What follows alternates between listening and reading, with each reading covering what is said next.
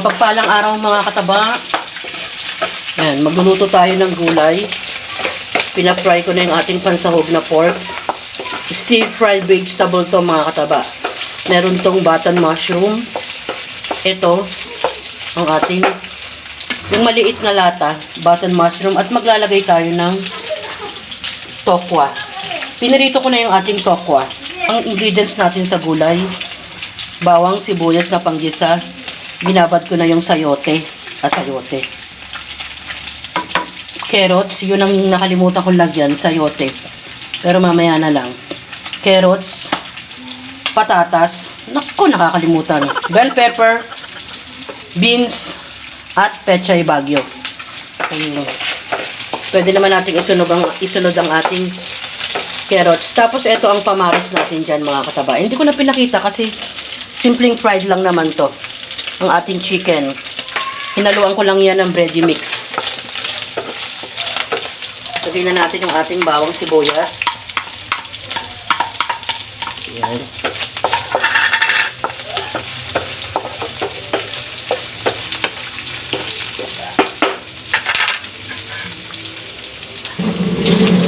Tinatapon ko lang yung liquid ng ating mushroom.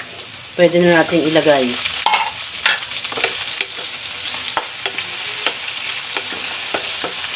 Ayan natin ma-fry ng kaunti ang ating mushroom, saka natin balikan. Lagay na tayo ng konting salt. Pampalasa. Ajinomoto. Paminta. Oyster sauce.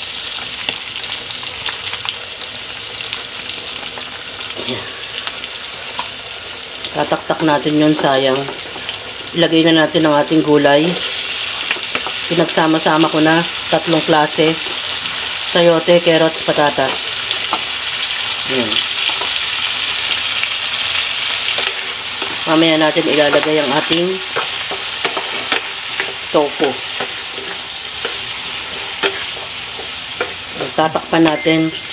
Tingnan natin ang ating fried tofu. Ayan. Kasama ng ating ibang gulay.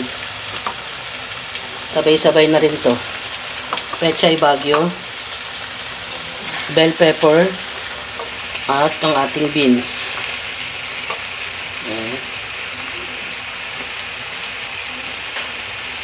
Meron tayo dito ang pinagbabarang ko to ng chicken. Malasa to. Dahil meron tong breading mix. Yan. Ilagay ko rin dyan. Yan na yung pinaka-slurry niya. Haluin natin.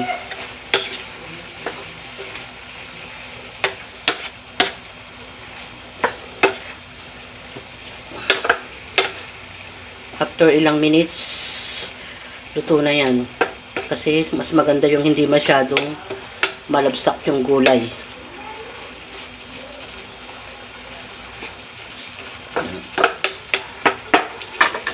Takpan natin. Tikman na natin. Wow! Ang sarap. Gawin nyo to mga kataba. Yung merong mushroom at tofu o tokwa. Luto na yan. Hindi natin masyadong ino-overcook ang ating gulay.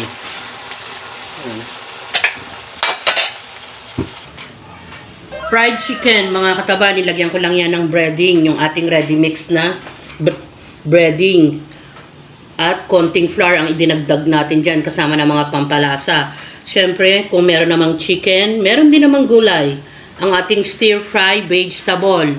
Yung stir-fry vegetable natin, subukan yung maghalo ng tokwa at button mushroom. Masarap siya, sobra mga kataba. Try nyo rin. Dahil hindi naman sasabihin ni Mama Taba talagang masarap mga kataba. Try nyo rin. Yan ang ating magkapares mga kataba, mga simpleng ulam at affordable din ang iniluluto ni Mama Taba. Enjoy, kumain at maging masaya. Salamat sa panunood at makontento tayo kung ano ang meron mga kataba. Bye! Ingat mga kataba!